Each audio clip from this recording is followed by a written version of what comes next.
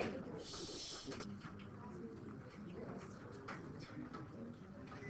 I don't have that much energy in me today. Let it all out. Then you get fired. I just don't have that much energy and air in me to breathe. Yeah, it's not Jake. He's the only one that did it practically. Yeah. He's sitting right in front of me. Sarah knows. There are many of you that you did a great job. Miranda, wonderful job. Just over there, I could have picked anybody else, not that. Not that. It's Chris did the project. Yeah, but the Chris did the project. I thought it was Okay.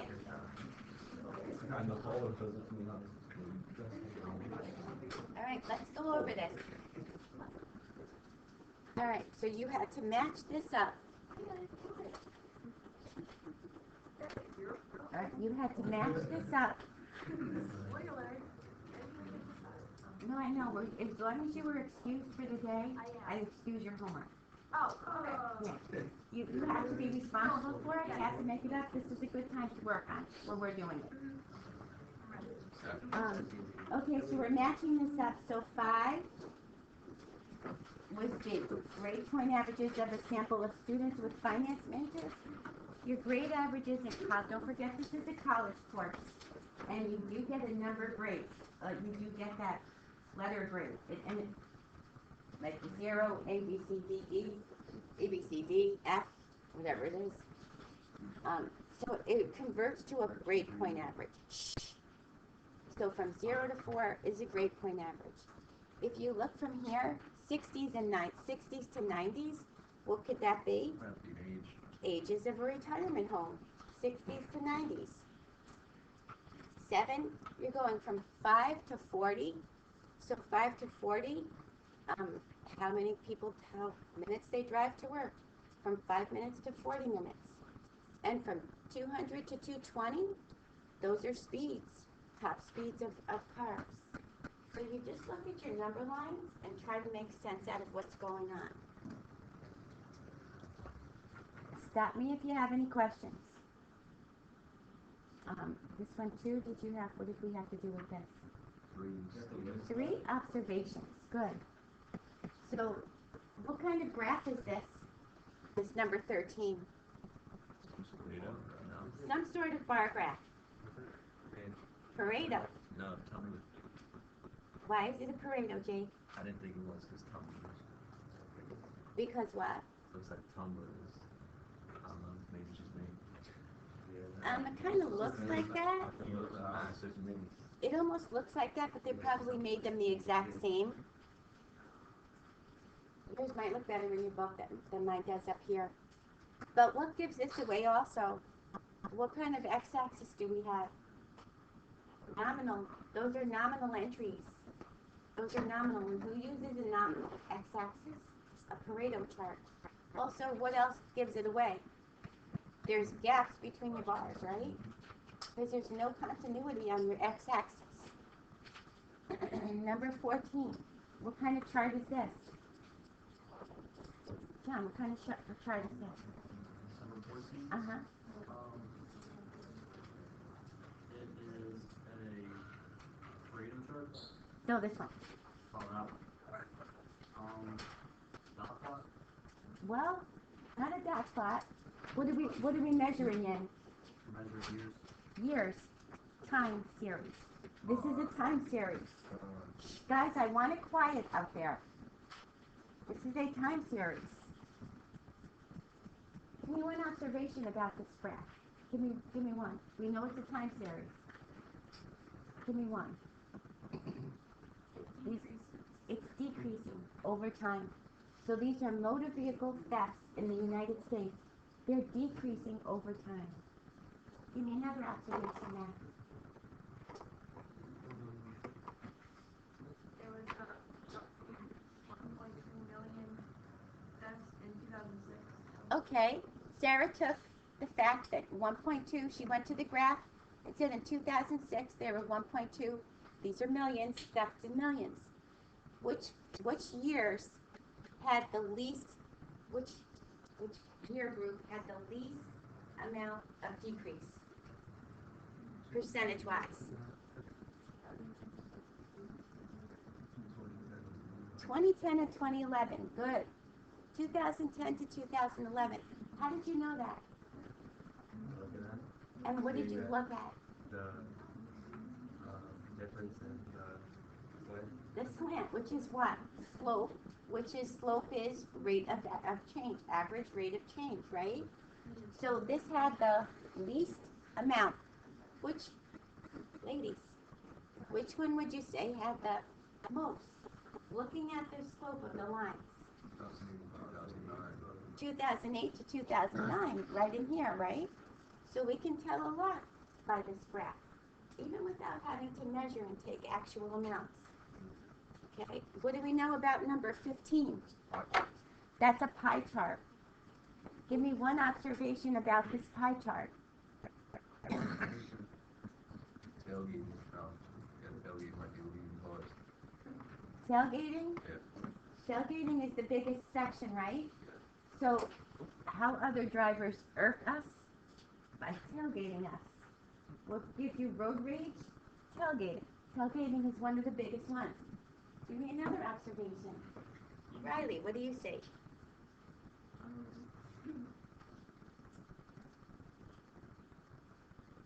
That the drivers who are too cautious bother the least amount of people.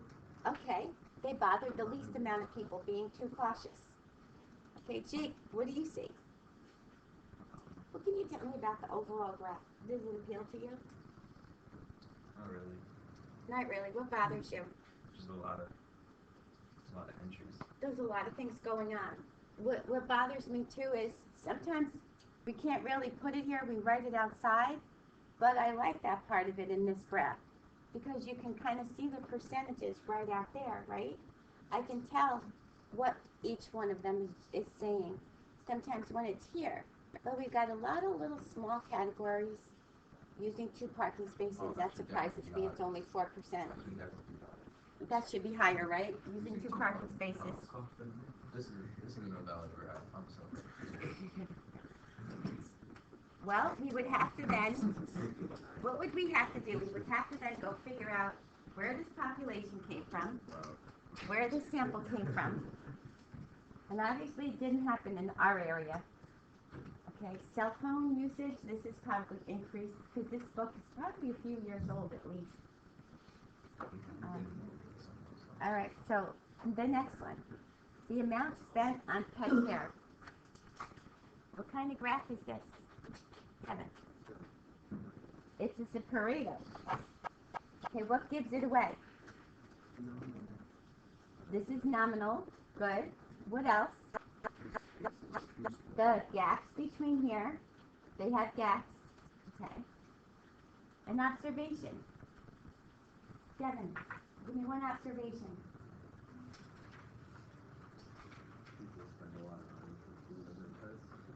Oh, I'm sorry. I meant the other Devin. You're good though.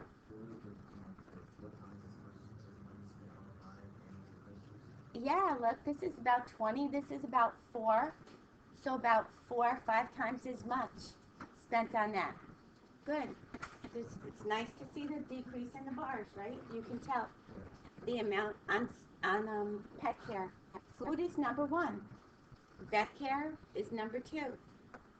Right? It's kind of nice to see them in order, right? Okay.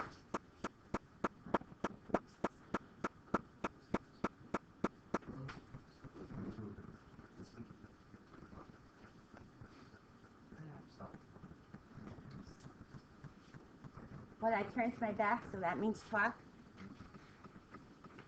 I know that wasn't numbers because I heard this weekend in there. Twice.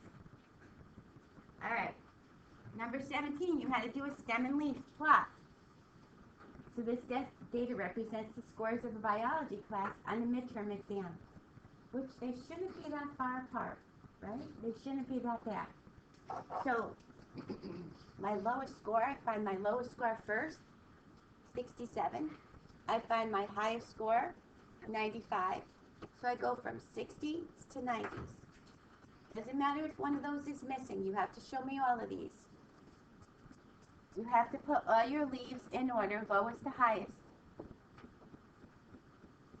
You have to give me a title. You have to give me a key.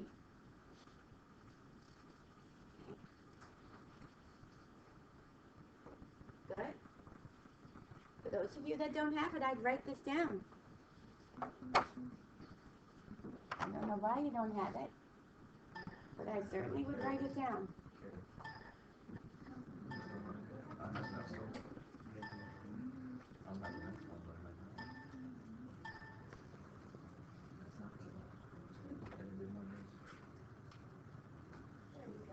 There we go. I don't think I have much energy going through me to get this graph in here. All right, lifespans of house plots. This is a dot plot. Okay, this wasn't a major dot plot, so this was why I gave you this one. The data represents the life and spans of 30 house plots. So how many days does it take before they finally drop off and you find them in your windowsill? So take your lowest to your highest. 4 is my lowest and 14 is my highest. So my number line needs to go by 1 from 3 to 14. Remember, this gets a title. This gets a number line as a base. Gets a title. And all these have to make sure they're in order so that you can see clearly, horizontally, each row going up. Because you need to tell from this who has the highest amount of days. So if we just look at this graph, we know which one has the most. They're really probably surviving at least 4 days in your house. 12 didn't get any. Okay, 10 had the most. Even 14 had quite a few.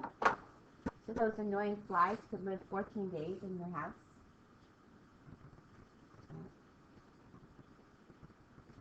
Okay. Stop me if you have any questions. This was a circle graph.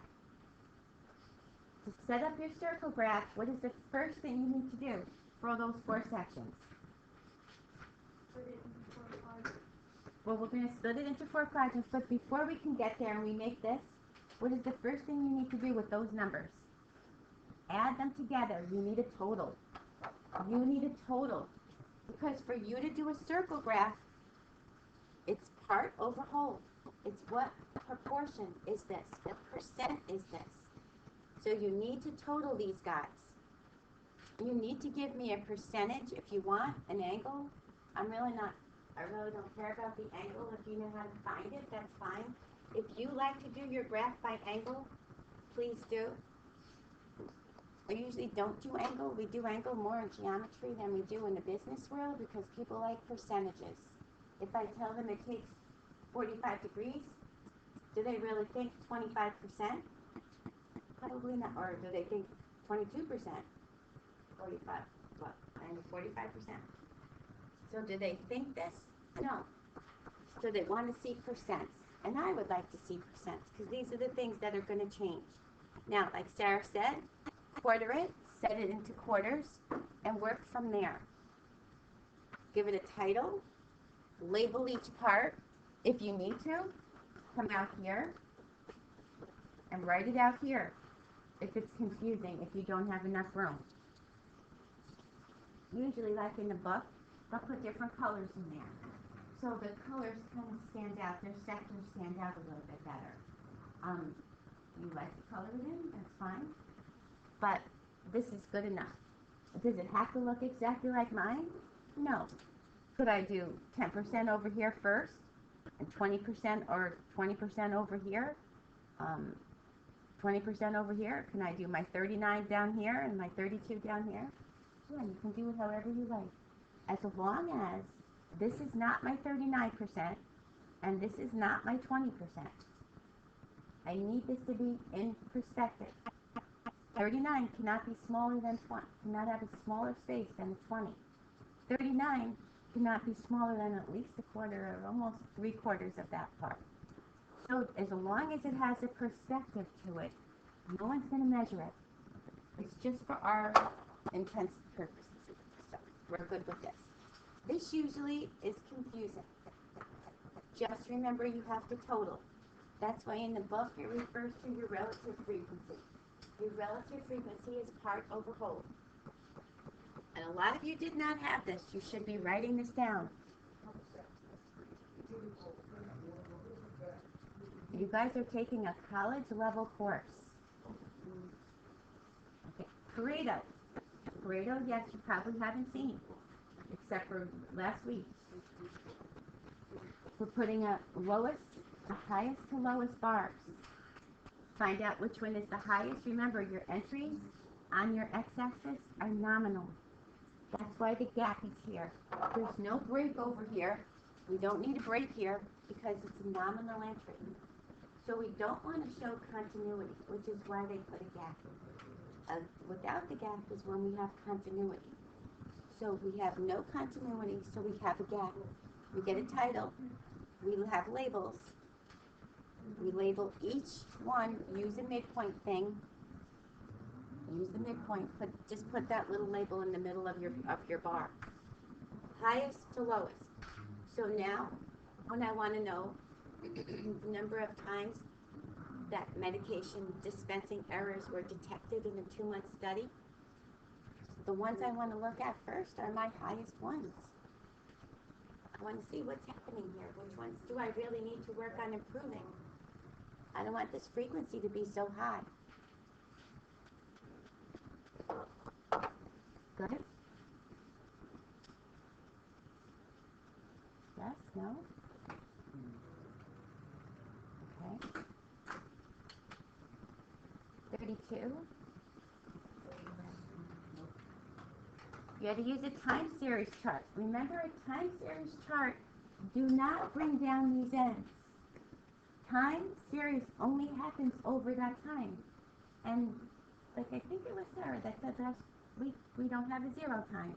So we don't bring it down to show 0 time. We leave it at this time. Whatever these years are, just make sure that these are sequential. If this goes from 203 to 205, you still need to have a 204. This has to go in order. If there's no activity during that year, it's a straight line across. Nothing changed. Right? And then you can kind of see line segments. You can tell by your slope, your average rate of change, how this is changing. We're looking at percentages of the U.S. gross product from the manufacturing sector. Some of you taking economics, this will start to make sense. So what's happening to it? Decreasing, a little bit larger decrease, little increase. And the time series allows you to say, well, this took such a sharp decrease. This really didn't decrease much. What was happening during these times? I want to look back and see exactly what was happening. What caused the change, the fluctuation. That's what's nice about a time series. That's what usually prices, things like that, usually over time. They want to see what's happening in the economy at that time.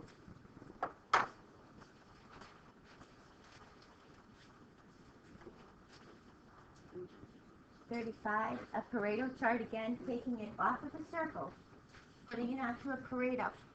Now, they didn't give us any other numbers. So this Pareto has, on the y-axis, has percentages. Sometimes they give you out of a total of, like sometimes they'll say the total was like 1,000. Then you can go from 0 to 1,000. You can take 18% of 1,000. You can find the actual frequency, 24% of 1,000. But if they don't, you have to use what's given. So remember, there's gaps. These are nominal entries.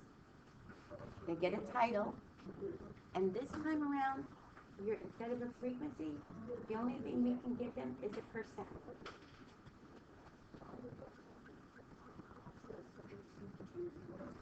It's just seeing if you can display it another way. Which one would you rather look at, the circle or the Pareto in this case? You like the circle, okay? The Pareto gives us a high to low. Some people like the circle.